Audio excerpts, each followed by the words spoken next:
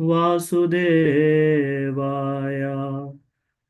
ॐ अज्ञानतिमिरन्धस्य ज्ञानाञ्जनशलाकया चक्षुरुन्मिलितं येन तस्मै श्रीगुरुवे नमः। नम ॐ विष्णुपादाय कृष्णप्रेष्ठाय भूतले श्रीमते भक्तिवेदान्त स्वामीति नामिने। नमस्ते सारस्वते देवे गौरवाणी प्रचारिणे निर्विशेषा शून्यवादी पाश्चात्यदेशतारिणे।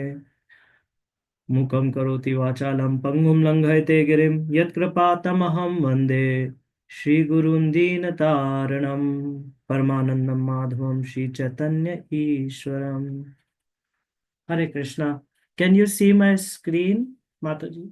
Yes, Prabhu. Yes, Prabhuji. Yes, Prabhuji.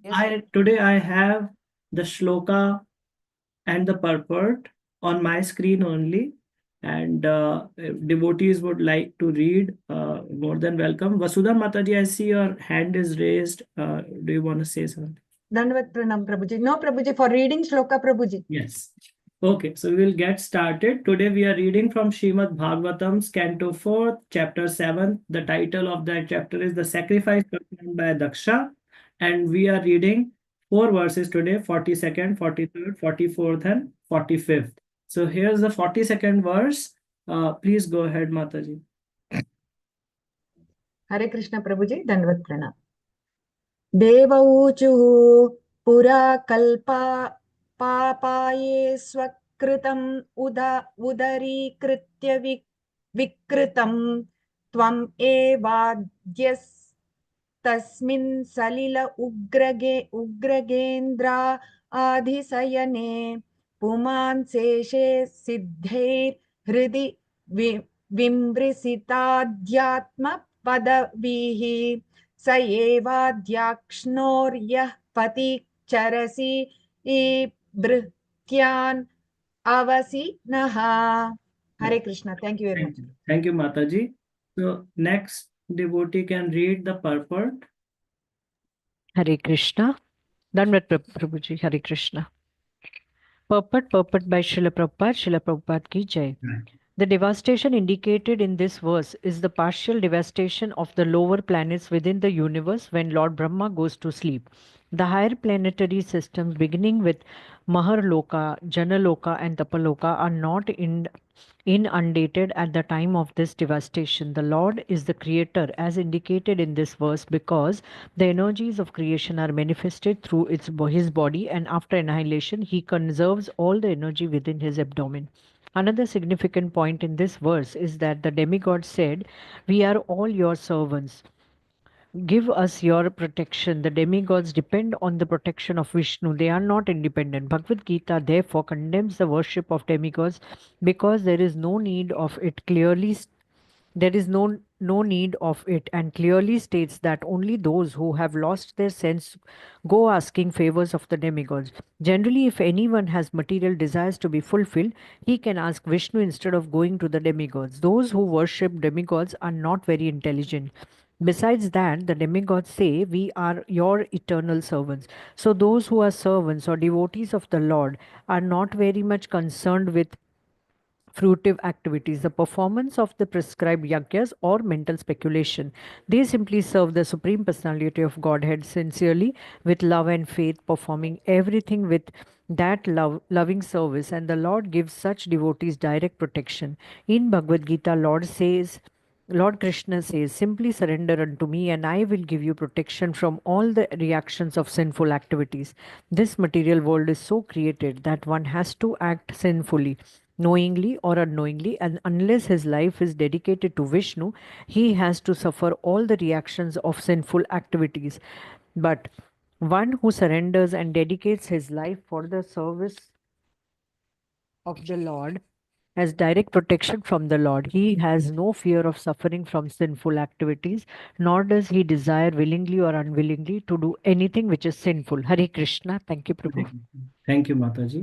So from 43rd, I would request one devotee can read the shloka and just the translation. I will try to share the summary of the purport.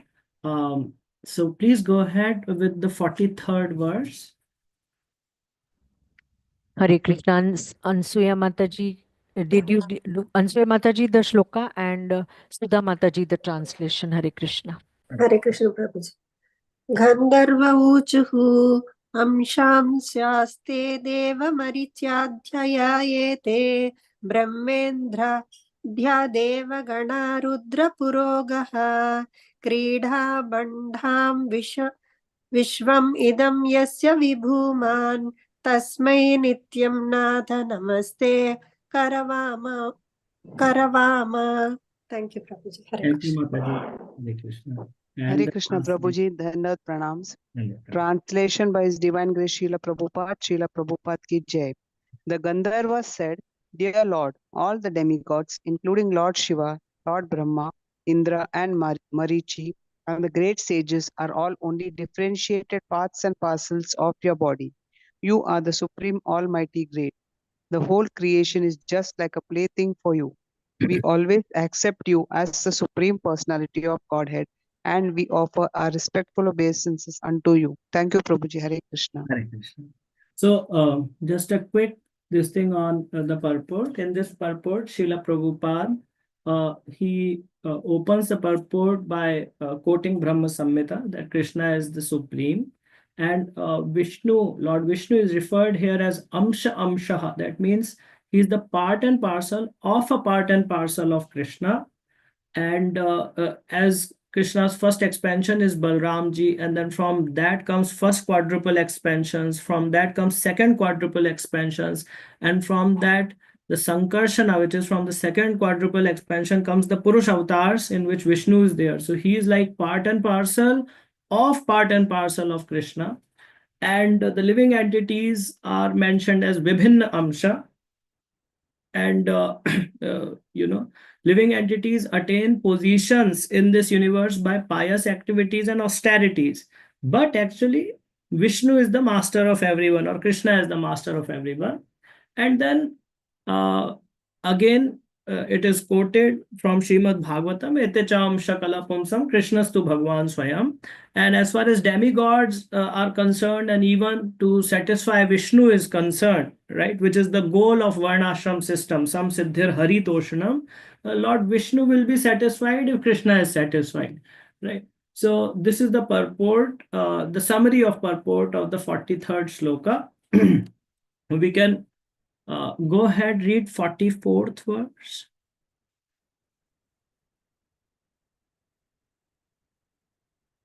Hare Krishna. Hare Krishna. Swati Mataji the shloka and Archana Mataji the translation. Hare Krishna. Hare Krishna Mataji. Hare Krishna Prabhuji. Hare Krishna. Vidyadhara uchu tvanmayartham abhipadya kalevaresmin kritva mamaham iti durmatir utpatihai svai क्षिपितोऽपि असद्विषयाललासा आत्ममोहं युष्मात् कथमृत निषेवक उद्युज्यस्येत्. Hare Krishna. Thank you, Mataji. So, Archana Mataji, can you read the translation? Hare Krishna, Pranam Prabhu. Hare. Translation by Srila Prabhupada Ki Jai. The Vidyadhara said, Dear Lord, this human form of body is meant for attaining the highest perfection and objective, but impelled by your external energy, the living entity identifies himself with his body and with the material energy, and therefore, influenced by Maya, he wants to become happy by material enjoyment. He is misled and always attracted by temporary, illusory happiness. But your transcendental activities are so powerful that if one engages in hearing and chanting such topics, he can be delivered from illusion. Hare Krishna. Hare Krishna. Jai.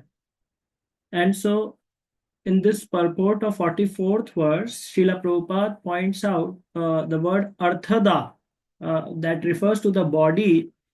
This body, even though it is imperfect, our body is imperfect, it can help the embodied soul to achieve the highest perfection, right?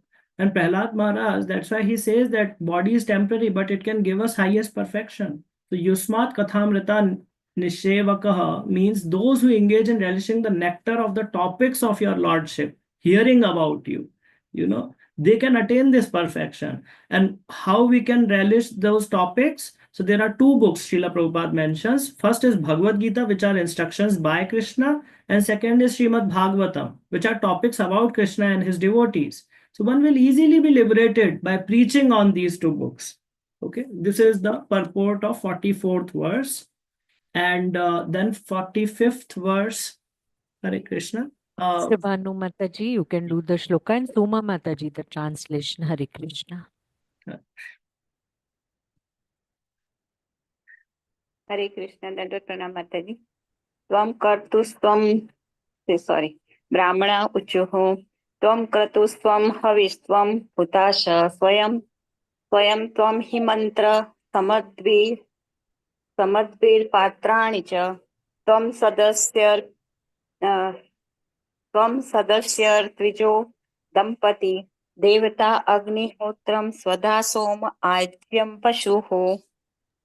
Hare Krishna. Translation by His Divine Grace A.C. Bhaktivedanta Swami Prabhupada Ki Jai. The Brahmana said, Dear Lord, you are sacrifice personified. You are the offering of clarified butter. You are the fire. You are the chanting of Vedic hymns by which the sacrifice is conducted. You are the fuel. You are the flame. You are the kusha grass, and you are the sacrificial pots. You are the priests who perform the yajna.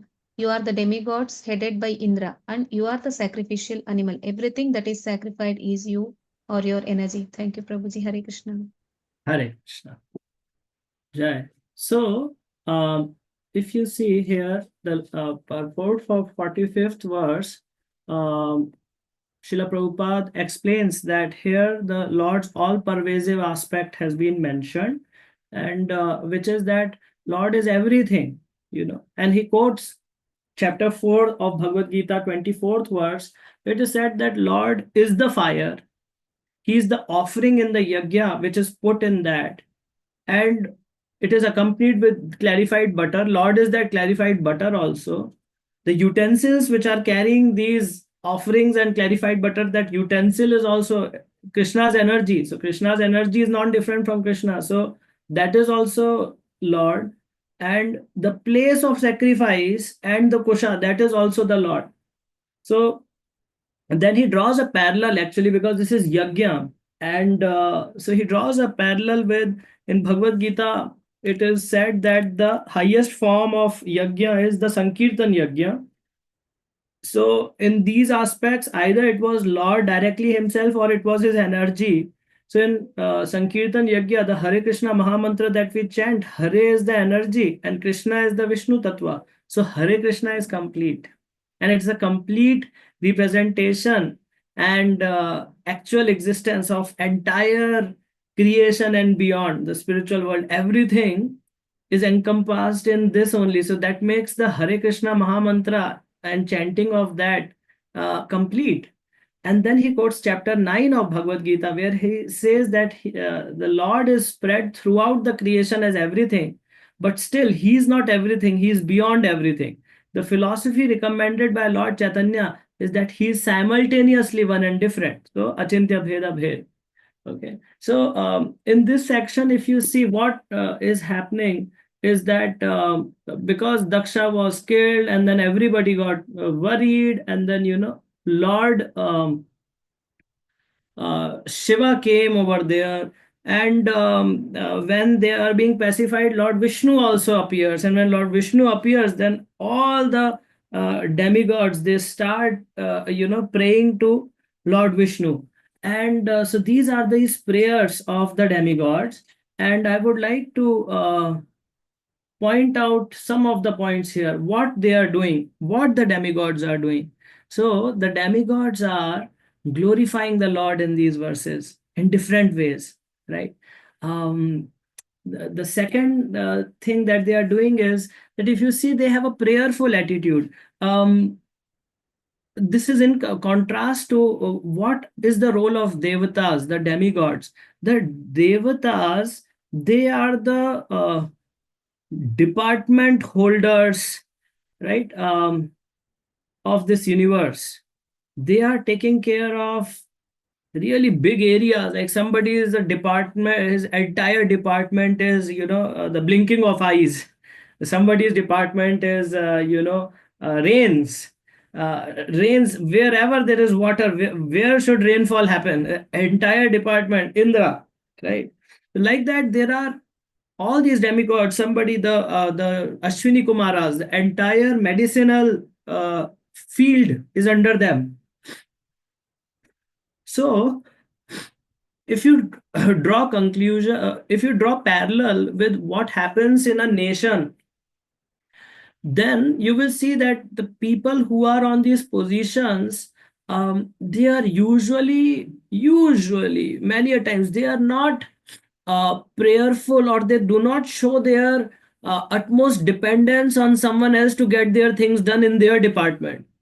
Even at best they may have that, okay, I am taking care of the water department, and I am very I am very reverentially disposed, very respectful towards the prime minister. But they will not say that, oh, prime minister, without you, I cannot do anything in this water department. So this is a difference of dependence on the Lord, that the demigods have. Like a person who has created the universe, Brahma, anytime you would see what is Brahma's disposition, his disposition is that he is continuously praying to the Lord. This is a little different when it comes to human beings. If we see that we are capable of doing something, we usually do not tend to include Lord in that. We try to include Lord where our control stops. That, okay, I will do all this. Now I cannot do anything beyond it. So Lord, you please help me. Okay. But if you see the attitude of demigods and Brahmaji, their dependence on the Lord is so much that their attitude is that if I'm able to do something, that is only and only and only because Lord is making them. So their ability is coming from the Lord. They are very thoroughly convinced about that. That is a difference or a lesson that we can learn from the demigods. That somebody has created the whole universe. So it's like, if I create something, how much do I depend on somebody else to fix that? Or, say that, okay, like I made this, I'll take care of it, my Lord. That's not the attitude they have. Their attitude is exact opposite. Their ability, they give the attribute to the fact how much they are dependent on the Lord. Because I'm dependent, that's why this will happen. Okay. So this you can see in there. And other than that, there are several references of Bhagavad Gita that Srila Prabhupada has quoted. One towards demigods, demigod worship, and one towards the position of Krishna. And third, even though the body is imperfect, how we can make it perfect? We can make it perfect by simply hearing the pastimes of the Lord. And how to do that? So two books, Shrimad Bhagavatam and Bhagavad Gita. So we recently celebrated Gita Jayanti on the Mokshada Ekadashi. That was, hardly couple of days ago. And so I thought that I would present to you the a thematic representation of Bhagavad Gita, actually, in its practical terms, actually. So how you can see the context of Bhagavad Gita, where it is where it is set. So what does that mean? Let me explain it. Are you with me so far? Am I audible? Everything all good? Yes, Prabhuji. Yes, Yes, Prabhuji. Perfect. Prabhuji. Yes, Prabhuji. Thank you. So if you see Bhagavad Gita, it is said, and you may have heard this example before, that when the Lord sent human to earth, he also sent an instruction manual how to operate. So what is that instruction manual? Bhagavad Gita is the instruction manual of life. You may have heard it, or this has been something that the acharyas would say. So what is life? What is life? I would like to start there. So if you see, life is a continuous sequence of choices. On a moment-to-moment basis, we operate in that ways only. What should I do now? I woke up. Okay, I'll go brush my teeth. I'll go, relieve myself. Then I'll go take bath. Now what should I do? Okay, I'll eat or I'll chant. Continuously, our life is nothing but a sequence of choices only, right? So these choices may be somebody asking us and we say yes or no, or should I do this right now or do that, or I will do it or I won't do it. Many a times we are also presented with complex choices. It's not that easy. It's not a yes or no. What those usually fall in, they fall under either something related with self, family, or friends, or it is self and some other people in a professional setting, or it is self and others. If I'm at a leadership position, then the social considerations, political considerations. So these make our choices complex. So the Krishna Arjun Samvad occurs on the crossroad of a decision making crisis for Arjuna. It's a decision making crisis for Arjuna, and it involves himself, his family, his friends, his teachers, and it's his profession. He's standing on the battlefield, right? So it's involved in his occupation, and it's a social consideration for him because there's kingdom involved, and what will be the impact of war. And he thinks that the society will be ruined, the pindadan will stop. So every aspect of decision making and the challenge that you can imagine is there on this. So the context is set now. This is the context, the choice that Arjun has. Okay. So how does our decision making work? Let's say I have to choose between something. So how do I choose? It's very close to deciding. Okay, how do I choose? I decide. I take a decision. How do I take a decision whether to do this or that? If it's an unimportant thing, okay, what ice cream you want? It doesn't matter. Give me vanilla or strawberry. I don't put so much thought in it, right? So, then it's a personal preference. I will stop here. Divya Mataji, do you have a question at this point? No. Okay. All right. You can raise your hand. Feel free to, or just unmute and I'll stop. Yes. Yeah, devotees, you should lower your hands if there are no questions. We no can one. have it. Yeah, Hare yeah. Krishna. But feel free to raise your hands and I'll stop. So, when it comes to any important decision, like I had to join a college, engineering college. So either my father would advise me, or he would say, okay, so and so of our relative, he is like a dean or a professor of that college. Let's take advice from him because we want to take wise decisions, right? So important things, we base them on our or others' wisdom. Okay. So wisdom, and how does that wisdom come? It comes from experience. How does wisdom and experience come? How do we gather wisdom? First, we gather worldly knowledge, the observable world.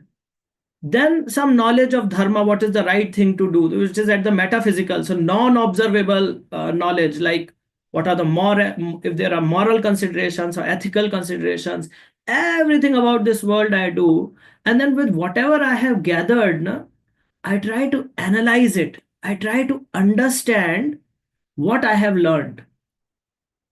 And then if it is a repetitive thing, so this is for decision making. But if it's a repetitive thing on a daily basis, you will have to come over here and you will have to run, 20 rounds or whatever. So then I try to practice it, and based on that, I learned some lessons. Oh my God, last time I drank 2 liters of water before coming to run. I got to know it's a bad idea. Don't run 20 liters or 20 glasses of water before you could come for running. So there's knowledge, then there's analysis, and then there is practice. Okay. Based on that, we do our decision making. So if there's a decision making system in my head, it looks somewhat like this. How I choose based on knowledge that I have, and then I analyze it, and I all the options in front of me, what I have practiced, what I have seen, what my experience is, And then based on that wisdom and experience, I decide what to do. Make sense? Are you with me so far? Yes, Prabhuji. Yes, Yes, Prabhuji. yes. Yes, Mother. Yes, Prabhuji. Now that the context is set, now the topics of Bhagavad Gita will run like butter. Okay, so first is Bhagavad Gita begins with inquiry of Dhritarashtra. What did they do? Observation analysis of Duryodhan, then conch shells blew, and then observations and analysis of Arjun. Okay, and that's where this decision making point comes. So let's take a look at this. I would tell you a little bit because here the attitude is very important when we enter the subject of Bhagavad Gita. And that attitude is a selfless attitude before God's message. That's the lesson. So if you see Dhritarashtra before Bhagavad Gita and after Bhagavad Gita and the war, you will find that Prabhupada writes that he was not only blind, he was spiritually blind. And you will see that he was attached to royal comforts and he was weak minded. You know what that means, weak minded? When he would sit with Vidura, when he would sit with Bhishma Pitama, and they will advise him that, following dharma is important, he will say, yes, following dharma is important. But the moment Duryodhan and Shakuni come and they will say, all right, we are planning to kill Pandavas, he will say, okay, make sure they die. Okay. This is a typical mentality of children. Typical mentality of children. Children are weak-minded and as in 1 in a trillion, maybe strong-minded. But otherwise, it's like mummy says, daddy says, you should be a good boy. Yes, I should be a good boy. Teacher says you should be a good boy. Yes, I should be a good boy. Naughty boy comes, starts creating some trouble. This guy also goes and joins him. Okay, so gets carried away. So that is the first, which is the selfish. There is some selfishness, but along with that there is weak-mindedness. The second character who's observing the army now and is analyzing it, this person, this personality Duryodhan, in the first chapter 9th shloka, he says all these men are ready to die for me. That means for my selfish motives, it's okay if others die. That is the intensity of his selfishness and the that dominating tendency to fulfill his own ambitions. As long as these mentalities are in us, the topics of Bhagavad Gita and the practical of Bhagavad Gita will be a difficulty for us. Okay, so who's the right candidate eligible to hear the spiritual message? It's a person who has the attitude like Arjuna. Even when he is thinking about whether I'll be happy, he sees a challenge that I will not be happy at the cost of others' death. Okay, so there's no happiness for me. Then he says, better for me to die. Then Krishna says, what kind of, words are these? Kutastu akashmalamidam. Who talks like this? Those who know the value of life don't talk about just giving up life for adharmic people. So then he says, okay, then I'll live by begging. If death is not the option, then I'll live by begging. So much selflessness that it's not just for the word's sake of speaking, he's ready to die for it. So he's very nice, but his analysis is lacking that spiritual aspect right now. But in terms of attitude, his attitude is selfless. Okay. So this is one, and this sets the tone for now, how ultimately after whatever he's speaking, he says, but yet they are standing here in front of us ready to fight. Now I am confused, Krishna, and you tell me. So all the analysis that Arjuna has done is based on the worldly knowledge, the observable world that he has and whatever he has gathered in terms of wisdom. Okay. And in that state, the two choices that he have are, should he fight or should he quit? Okay. So on confusion, Arjuna surrenders to Krishna. So now I will bring us back to this practical board where we are having this decision that we have to do in front of us. Should I do it or should I leave it? You will see that this will become the foundation of Bhagavad Gita, the way it unfolds. Okay. So how should we decide whether to do something as big as, fighting a war, professional, social, political, or personal, family, friends?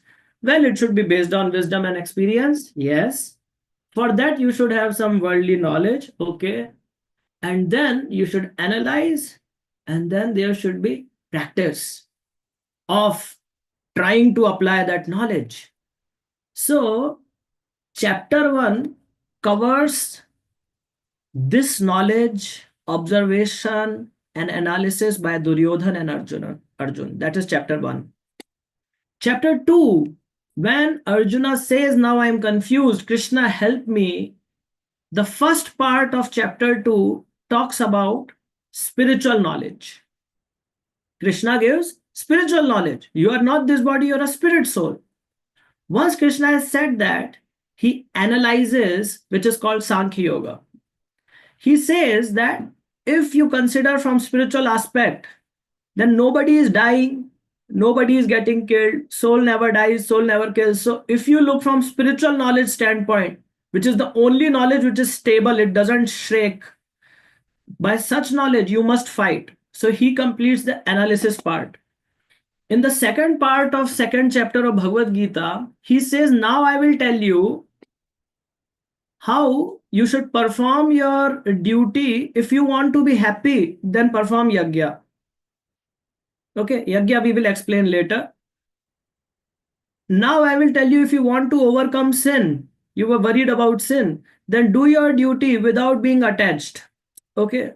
What will happen if you do your duty just for the sake of it, not worrying about whether you win or lose?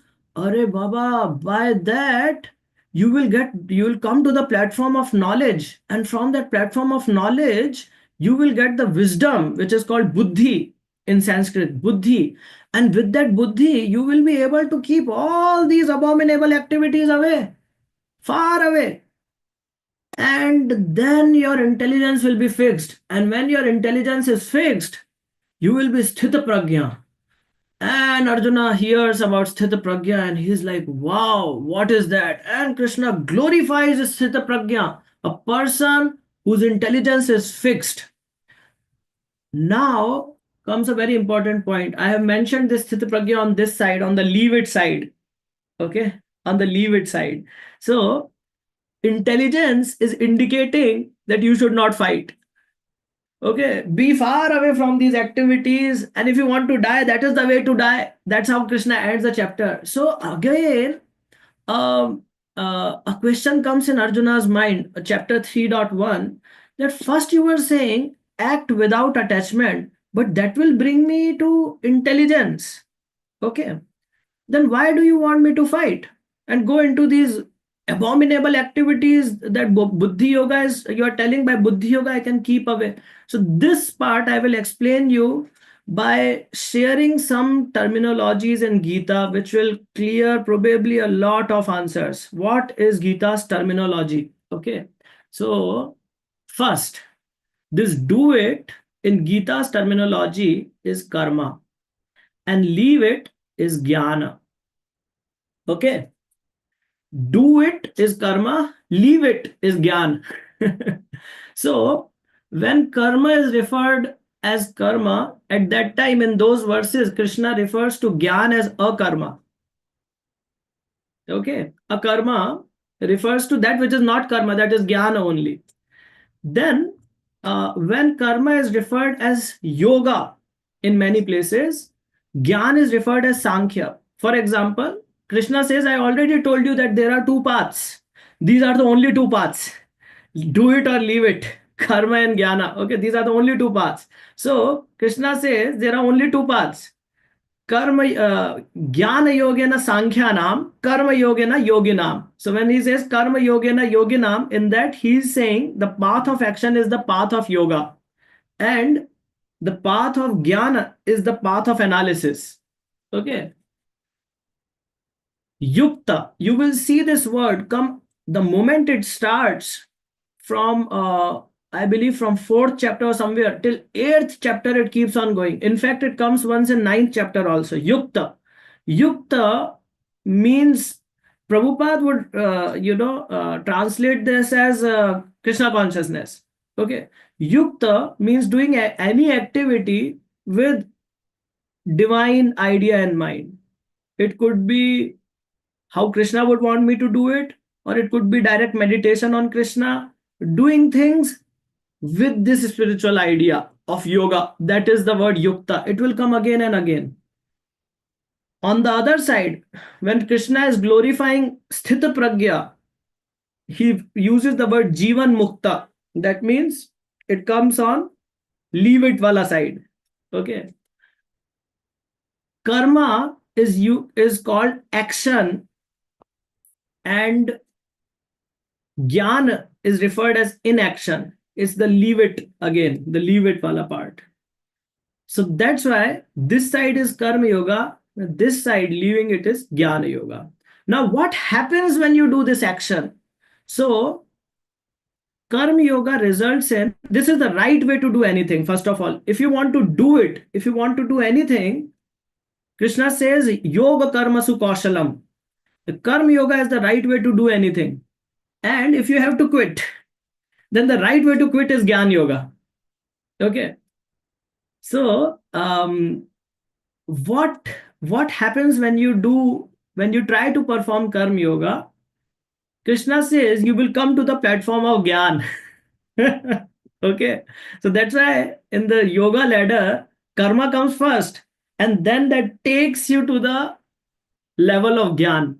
Okay, and gyan takes you to vairagya. So gyan is knowledge, and vairagya is renunciation. Okay, so what does knowledge refers to here? It means realization of spiritual knowledge. The theory that was given to you, when you will try to practice karma, it will give you the realizations. Okay, and what is renunciation? Renunciation is you will leave this world then. So, just to corroborate now with Srila Prabhupada's teachings, both karma yoga and jnana yoga, in their maturity, they lead to Krishna bhakti. Because somebody may ask, where is bhakti then? You are saying entire Bhagavad Gita is just karma and jnana. Actually, yes. But because of the special condition of Kali Yuga, the essence of both the paths have been shared with us in the beginning itself. And that's why Srila Prabhupada has used the word Krishna consciousness instead of many of these words. Like you will see in chapter 3, Krishna is quoting karma or karma yogena, and Prabhupada is translating it as Krishna consciousness. Buddhi yoga, Srila Prabhupada translates it as devotional service. Okay, but just to tell you this, if you pick up Veda base, which is full of books and quotes of Srila Prabhupada, and if you search for first the term bhakti and then the term devotion, you will find, combine all of those numbers about 26,000 times. If Srila Prabhupada has referred to bhakti or devotion, then you search for these two words coming together. Knowledge and renunciation. Knowledge as outcome of karma yoga and renunciation as the outcome of jnana yoga. Knowledge and renunciation, this term comes 20,000 times. Srila Prabhupada quotes in his books. Okay, so this is not a new concept. I'm just telling you that karma leads to gyan and gyan leads to vairagya. So this becomes again a point of question for Arjun, that if you are saying that karma will lead to knowledge only, then why should I not take the path of knowledge only? That is 3.1. Okay. Are you with me so far? If you have any questions on this, we can take that.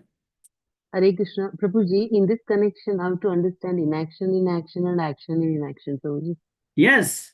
So the moment Krishna says action in action and inaction in action, that means that in your karma yoga, it is important that you understand Gyan means renunciation. So you have to be renounced while you are working. And even when a person like a sadhu is renounced and he is on the path of inaction, he has to deal with actions. He has to deal with karma. Okay. So person who is living his life by this karma side, he has to understand Gyan. This will come on the next screen.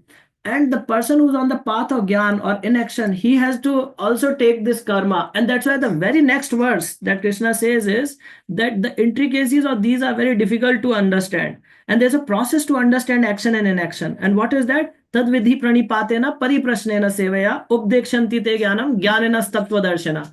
That those who have seen the truth, you will have to approach a spiritual master to understand what is the action and what is inaction. So you, with that question, you have set the perfect ground for me to tell you the theme which will set rest of the theme for rest of Bhagavad Gita.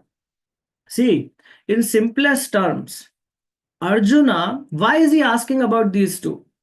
Why is, why his choice of whether to do it or leave it, which was sounding very simple, have switched to karma and jnana? Because Arjuna, this is Chaitanya Charan Prabhu quotes this. Arjuna had only seen two options in his life.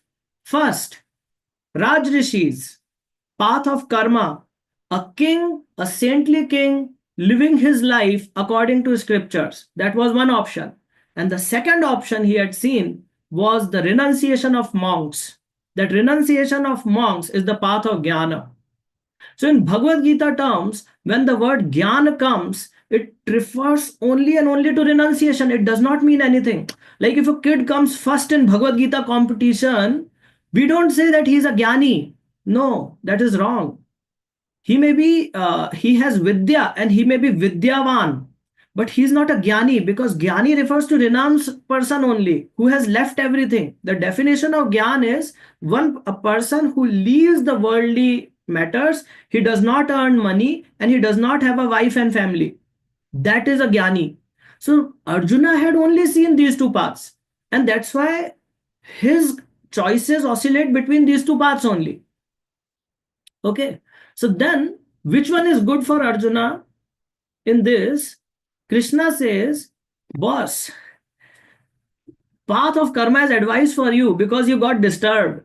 You showed signs that this world is bothering you still. Emotionally, you are bothered. Professionally, you are bothered. Family is bothering you. That means purification has not happened for you. Now, that was Krishna's plan to explain that to us. Arjuna was obviously more purified and he was selfless.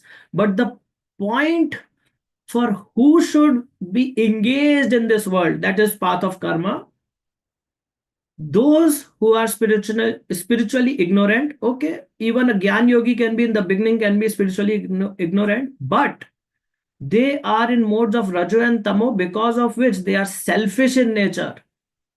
And they should come to selflessness. Okay. How? Tadvidhi pranipatena, by guided spiritual actions. A guru has to tell you what is action, what is inaction, where you are going for sense gratification, for selfishness, and how to do it so that you can become selfless over a period of time. Okay. What will happen because of that? You will get the wisdom, the buddhi yoga. After 10, 15, 20 years of doing it, you will get that wisdom. And then what will happen? Then you will understand that whatever I am doing, I try to think about the Lord or try to do it the way Lord should do. So naturally your meditation would increase. When your meditation would increase, you will realize that there are some things that help you. Certain activities which are aligned with meditation, certain things that make it difficult for meditation, for meditating. So the concepts of Dhyan Yoga will come on your way. And then ultimately, this path will lead to bhakti. Man mana mad bhav bhakto madhyaji mam namaskuru. Okay, that is the path of karma. The path of Gyan starts with selflessness. You leave this world without any selfish desires. Otherwise, you are mithyachari. Krishna says, if you go leave this world, close your eyes, and now you are thinking about woman and property and name and fame, then you are a charlatan. You are a mithyachari. Okay, better than that is you be a sweeper on the street and you do your activities. Okay, that kind of renunciation is immature, and that's why Arjuna cannot renounce as long as this world is disturbing him. Only those people can leave this world who become very strong hearted. Their mother and father would come and cry in front of them. They will not be bothered. They have decided they cannot come back to the world. That is the path of renouncing the world based on spiritual knowledge. This path is bitter because knowledge is bitter. Knowledge is very painful. Okay. When knowledge comes, it will cut the ties of attachments like anything. It's a painful path. And then you understand how to see the world. And if you are lucky, Bahunam Janmanamante, Gyanvan, these renounced people who do not take to the path of bhakti, they may understand that Vasudevam Sarvamiti, Krishna is everything. This path has risk. And ultimately, this also comes to bhakti. So these are the two tracks. And now in 10 minutes, I'll finish rest of the Bhagavad Gita. Okay. So here we were so far. Do it means karma yoga, leave it means jnana yoga, and there is our decision making system. Okay. And Krishna explains today the topic that we saw in the verses of Shrimad Bhagavatam was yajna. Yajna, the concept is that when you stand over there trying to decide between your choices, what you don't know is that you are not alone in this universe. There are entities, living entities and personalities very much involved in your life, and they are the ones who are a very big part of giving you what you will receive. If you want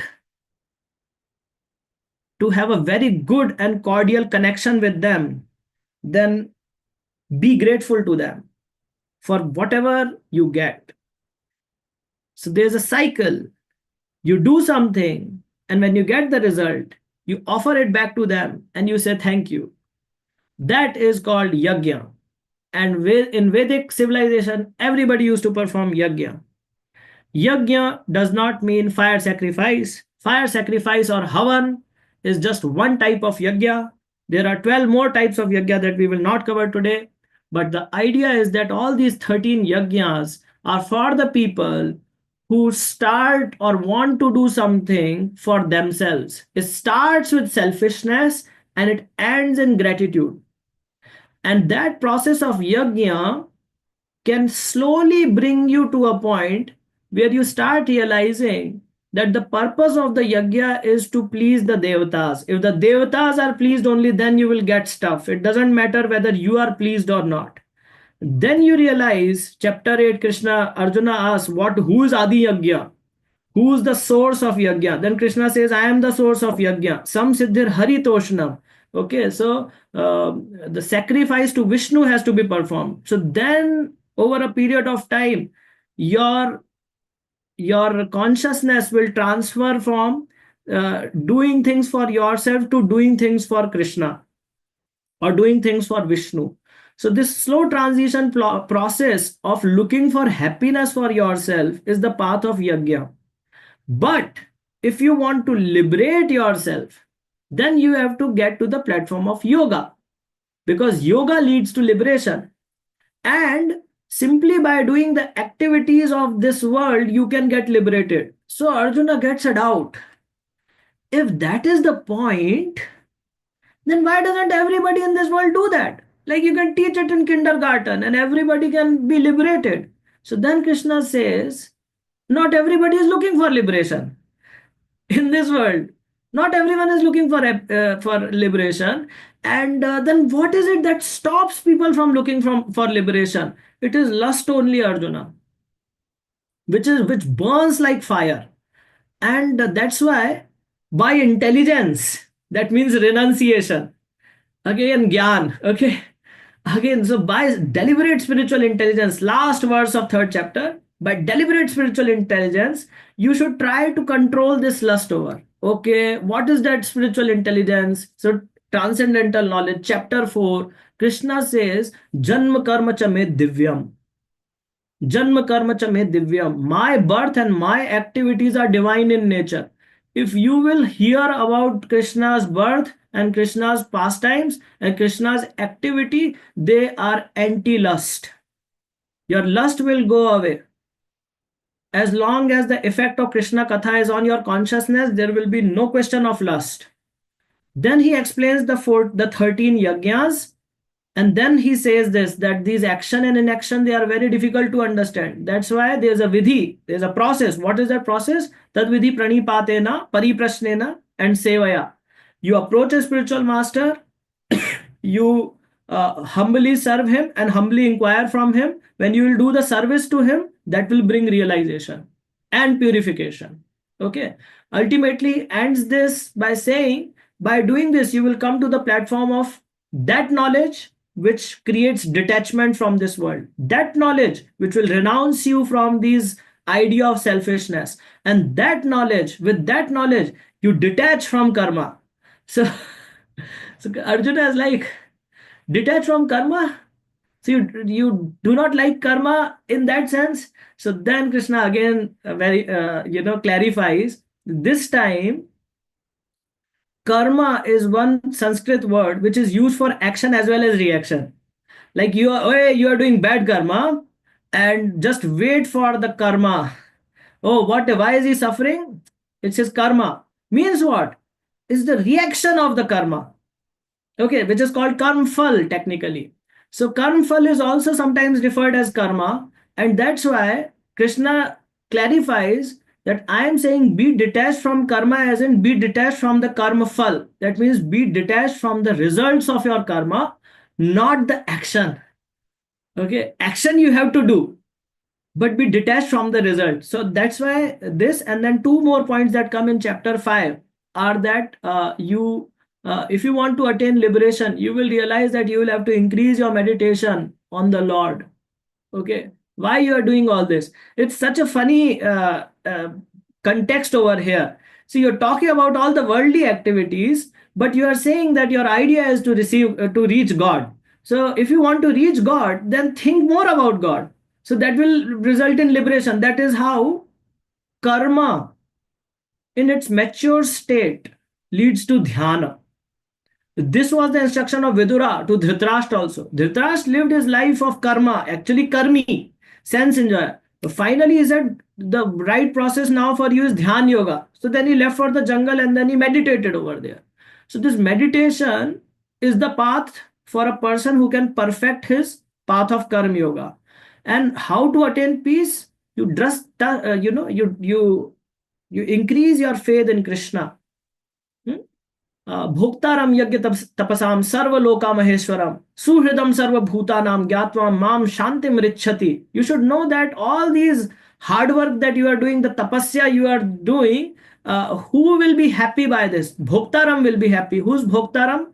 Mam, Gyatva Mam. Krishna will be the person who will be happy by your tapasya. So Bhoktaram, Yajna. Yajna also, if you will perform yajna, who will be happy? Krishna will be happy that you are coming out of your selfishness to selflessness. So Krishna is happy. So Bhoktaram, Yajna Tapasam, and Sarvaloka Maheshwaram, all these demigods for whom you are doing the yajna, those demigods are also under me. Any happiness you get, any laptop you get, any mobile phone you get, there are demigods sitting behind it. Sometimes we fail to see that. In Mahabharata, there is an instance where Yaksha gives the boon to Yudhishthir that the Kali Yuga is the age of machines, and I will give you the entire science of machines if you want as a boon. So sometimes we tend to think because the laptop looks nothing like my temple or my demigods who are wearing helmets, so we think that the laptops and phones are not coming from demigods, but they are coming from demigods. And Krishna is Sarvaloka Maheshwaram. He is above all them. Okay, so one who understands this, Suhridam Sarva Bhutanam, and that what are you worrying about your relatives? Okay, even before they were your relatives, Krishna was their well-wisher. One who understands this, Gyatva Mam Shantim Richati, he attains real peace. So this is the path of purification from selfishness to selflessness, from the karma marg. Okay.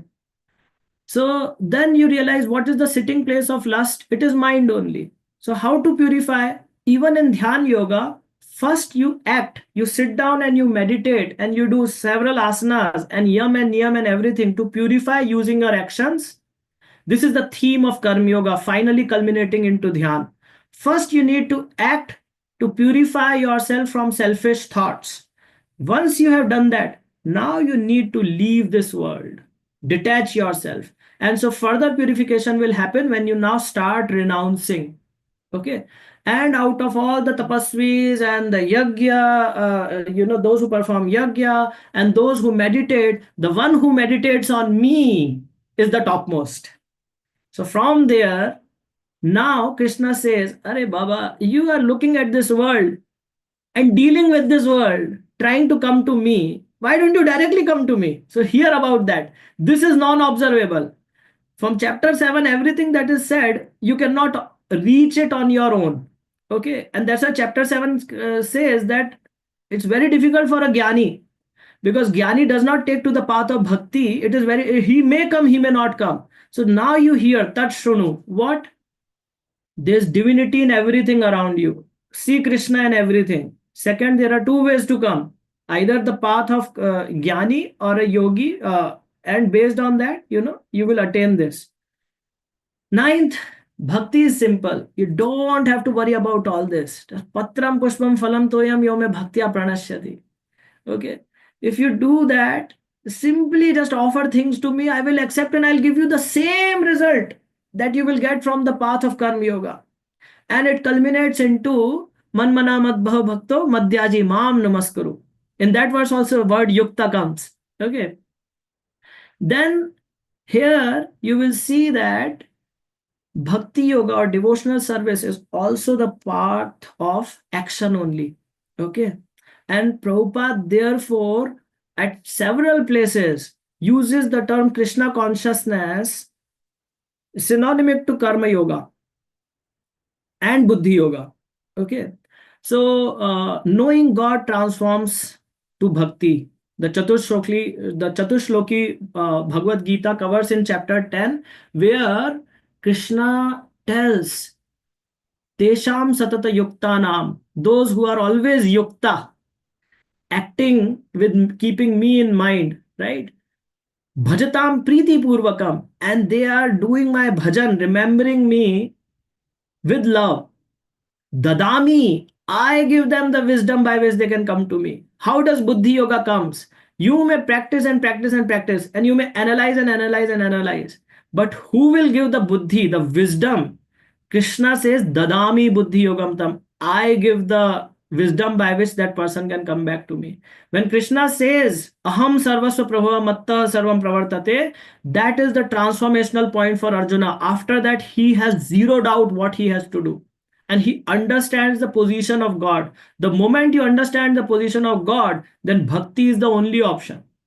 Okay, naturally you will take up to bhakti only. And then he says, I want to see you. So Virat Roop. Then Krishna says, then you get scared. Bapre, this I want to see your normal form only. So then he says, don't think about seeing me. Who do I like to see? Those are the qualities of a devotee. So that ends this track of action. What is the track of inaction or renouncing? Tadviddhi is common in this. On this path also, you cannot walk without guidance of a spiritual master. There it is said that karma yoga can be practiced only when you come to the Gyan platform. Okay. That's why it is impossible to separate out karma and Gyan, the understanding of karma and Gyan.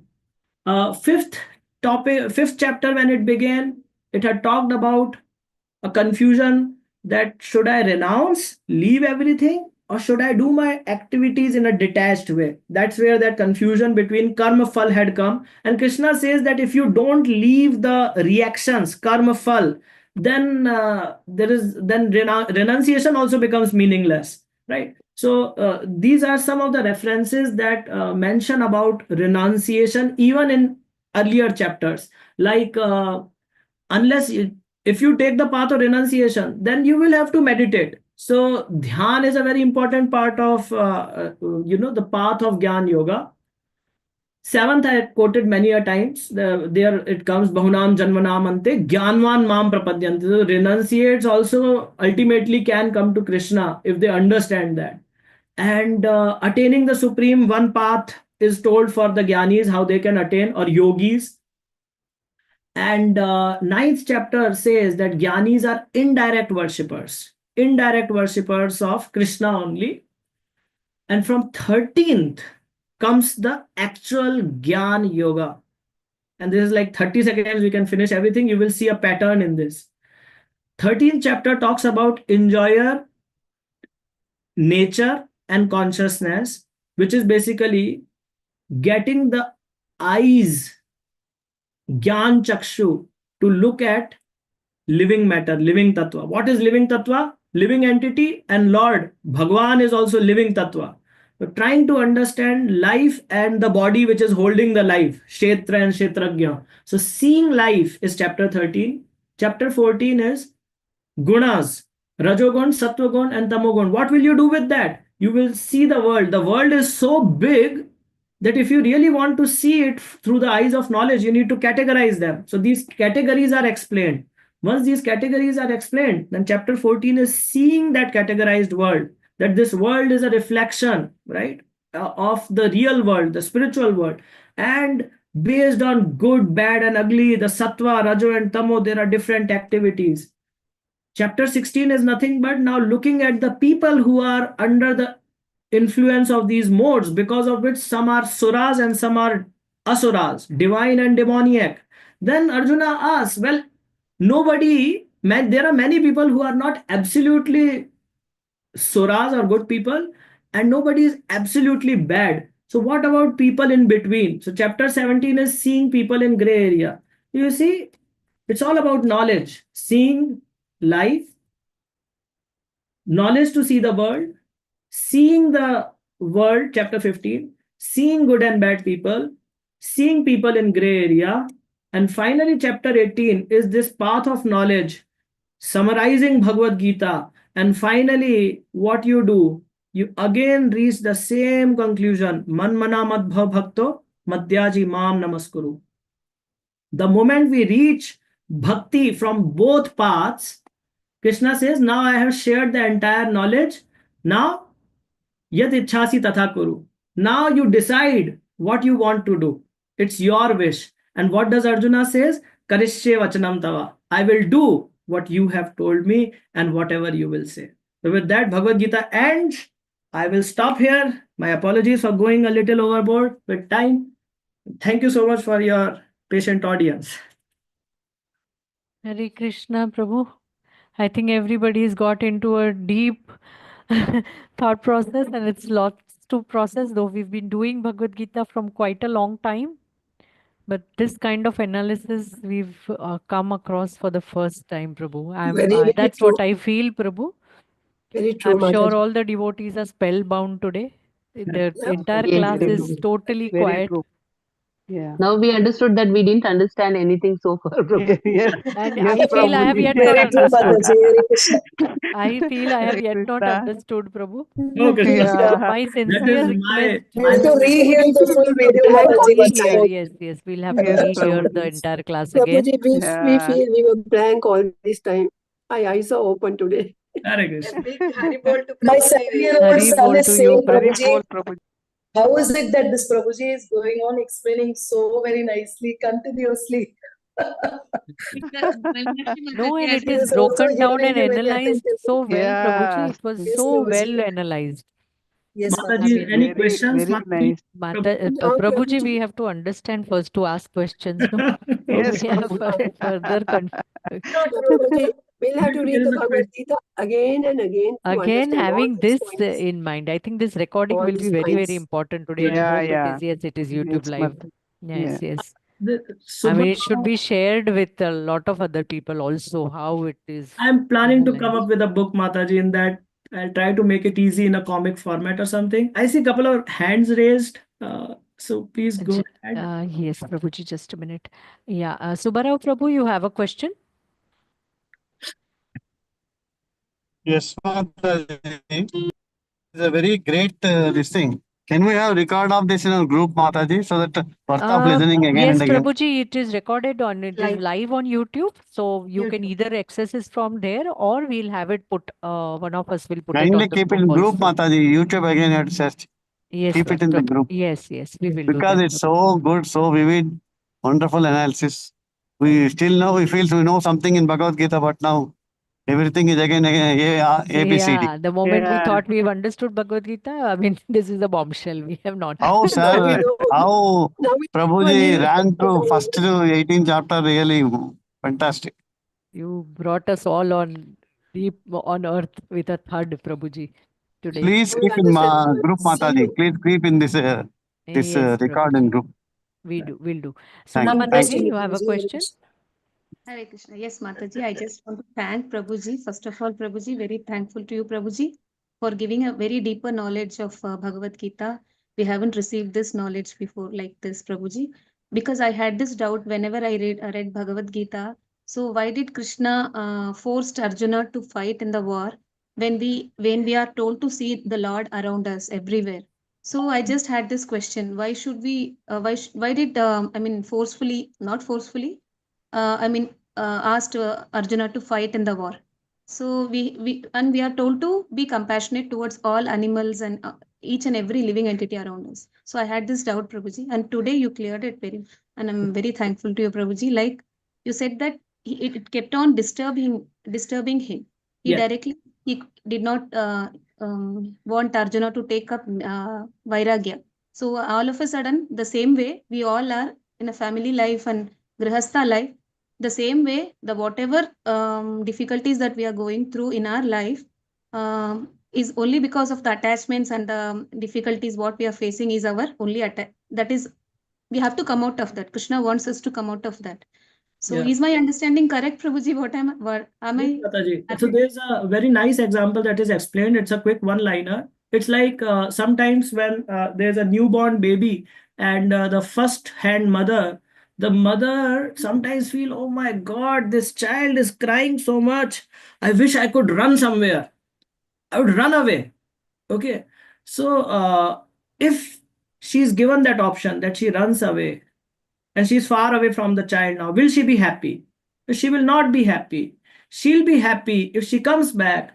She still continues her efforts even though she doesn't like it, and she puts the baby to rest, and finally the baby sleeps. When the baby sleeps, job is done, home is clean, food is done. Now she is satisfied, and only then there can be happiness. If she runs away, there is no happiness. The same way as for Arjuna, it is said that he had tremendous passion. It is said, I was recently talking to one very senior Vaishnava on this. He was saying that the passion is so strong in us that if you don't engage your passion in your occupation, okay, like work or whatever you love to do, whatever is your swabhav, it will go into sense gratification only. You will use all that passion for sense gratification. So, for Arjuna, if he would have left the battlefield, his nature was that he was a warrior. He will go to the jungle, he will fight and kill lion on the second day. He will not sit as a renounced monk. He will see the lion is eating some poor animal, he'll take out this thing arrow and he'll kill the animal and he'll start the warriorship there also. He will not be able to become a monk. So, leaving was not a good idea for a person who's getting disturbed by the world around him. Okay, so that is why we cannot leave. That's the point. Prabhuji, in one of our classes, one Mataji had asked us to how we should honor the prasadam also. So we should not eat for our sense gratification. So initially it start like that. If because we want to eat so many delicacies and all that, so we should offer it to the Lord and then take the prasadam. So I was always thinking, even now, Prabhuji, when are we going to stop this? Because we even now we look for the taste and everything, Prabhuji. So I don't know when will that mercy come. Desire should be there, Mataji. Desire should be there that one day I don't want to relish the food. I only want to relish the divine aspect of it. If that desire is there, someday that desire will be overpowered by other desires, and that desire will become strong. And Kali Yuga is a very difficult state when people are very weak at heart.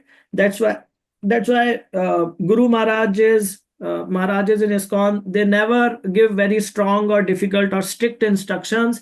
They say, if you are having prasad, Krishna is happy, you are happy. The goal of Krishna by sharing all this is happy. If you are happy, then Krishna is happy, everyone is happy. Okay, so be happy. And when you are happy, only then you can, one day become stronger. If you keep bothering, keep worrying yourself, or unnecessarily keep pushing your boundaries without being happy, then there's no point. The idea is to start becoming happy in things which are more relishable, like hearing. So when you will develop that and hearing will become that strong, then it may happen that it may have an effect on our tongue also. So something we need to clutch, to hang on to before we leave something else. Thank you so much, Prabhuji. Very grateful to you. This will surely help all of us when we go for book distribution. So somehow this will surely help, Prabhuji. Thank you so much. Hare Krishna. Sarika Mataji, you have a question? Hare Krishna, Prabhuji. Thank you so much for the excellent class. As you explained, Prabhuji, we could see that Arjuna was so great a devotee that within minutes he could understand Krishna's message, and he went from complete disappointment and lamentation to complete surrender. Yes. But for fallen souls like us, we might take several lifetimes to understand this message. And I think the devotees who are associated to ISKCON are more fortunate because they get this message loud and clear. My question is for the congregation, Prabhuji. A lot of congregation who comes to the temple is unable to maintain the standards that we offer at ISKCON, but still need guidance. So my request and question is, can some devotees offer guidance or counseling to those congregation members who are not there yet to follow the strict regulations offered by ISKCON, but need help? So just need your thoughts on that, Prabhuji. Hare Krishna. Yes, Mataji. The entire idea of problems in this world is that they arise from ignorance. And what is the right way to bring people from ignorance to knowledge? Well, first is you start giving them prasad. When we start giving them prasad, they develop appreciation. And it is extremely, extremely driven by a person's free will. There is always a, heavy lifting that has to be done either by the preacher or by the student or a person, right? So one heavy lifting that we are doing is that we are going out to people and we are bringing them to our temples. We are sharing the books. We are giving the prasad. And by this, we are doing Chaitanya Mahaprabhu's movement that how to bring people to knowledge. Well, give them Krishna, because both of these, knowledge and gyan, right? Karma and gyan, they are very difficult paths. They are so difficult paths that after understanding all this and having hundreds of references, Prabhupada decided not to give this to us.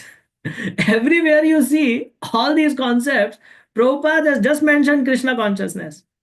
Prabhupada just talks about Krishna consciousness because we do not have the time, facilities, and ways to give this knowledge at large to people.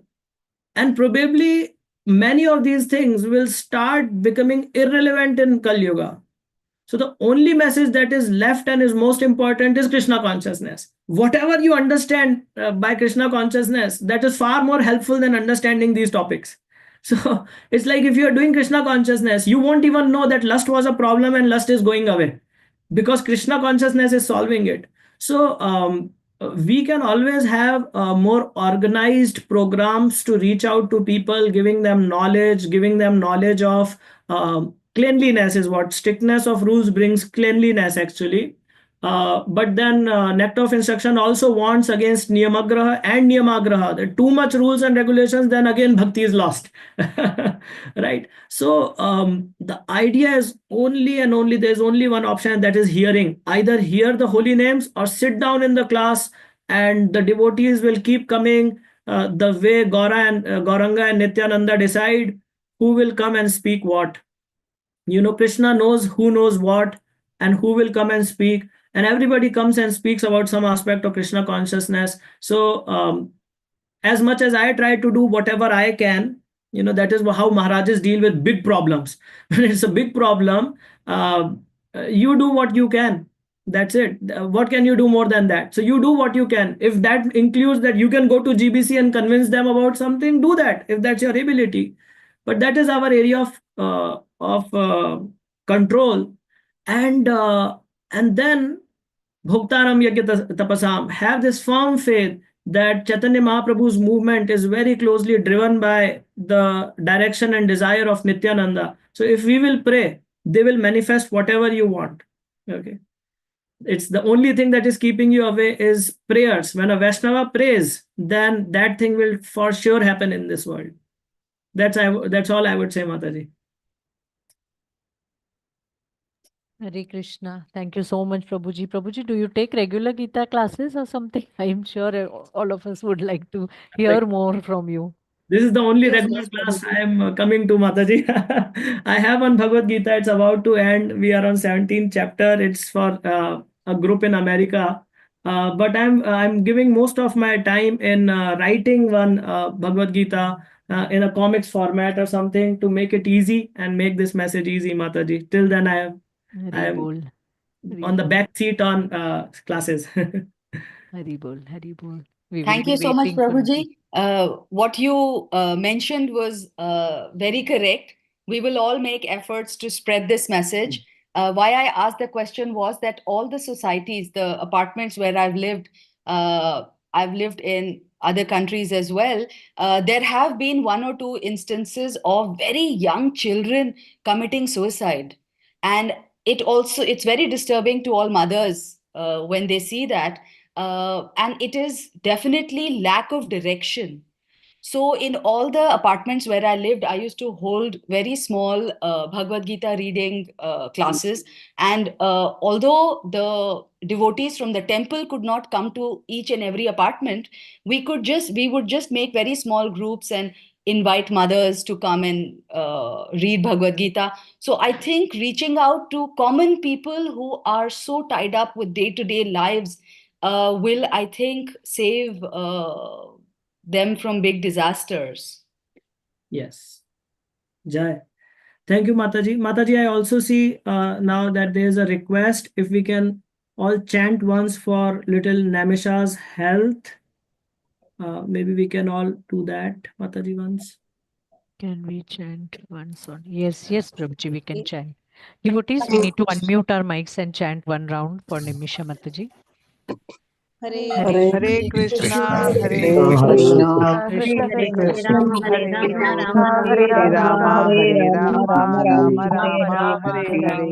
Hare Hare Krishna, Krishna Hare Hare, Hare Hare, Hare Rama, Hare Rama, Rama, Rama Rama Rama, Rama, Hare Hare Hare. Hare. Naimisha is our Hare. youngest devotee, Prabhuji. She's in the 3rd standard, I think. She's a very small girl. She does come and recite shloka and reads quite often.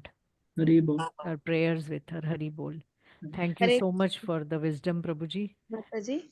Hare Krishna. Mataji, can I ask something to Prabhuji? Mataji? Yes, Yes. very quick, yes. Krishna Prabhuji, in one of our BVs yesterday, one Mataji who has started preaching now also. So she said that she's a clinical psychologist, and she said that she's very much fearful these days. And I don't know, we didn't know how to support her, and because we are all, I mean, we are not capable of doing that also. And she was saying that she feels very fearful. She's not able to do anything. So what must be the reason, Prabhuji? Like, I just wanted some help from you. What can we do for her? Very difficult to answer with that limited knowledge, Mataji. That is my answer actually. It's very hard to tell what are the reasons for that. And then we think of what are the reasons by which one feels fearless. So one is the family. So is there something wrong with that? Like even if I have my family members, then there's a feeling of, The so cases she handles or something like that, Prabhuji, She by was the past memories, Prabhuji. Actually, she was suffering from, past memories. Okay. There is no quick solution to that. There is no like, oh, you just, add this in water and drink and it will go away. It's not like that. Most of the processes that are advised in Veda, they are all somewhat long in nature, like being in the association of devotees. That's the first one. And that is what usually people tell.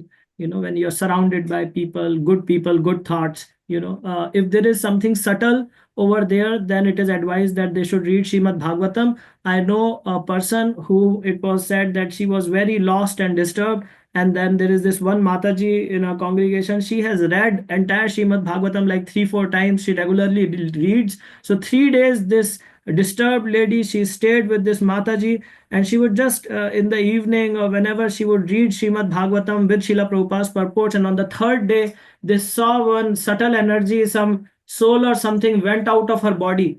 Okay, so if it is subtle, then Srimad Bhagavatam is the most powerful solution we have, but it should be done with devotees.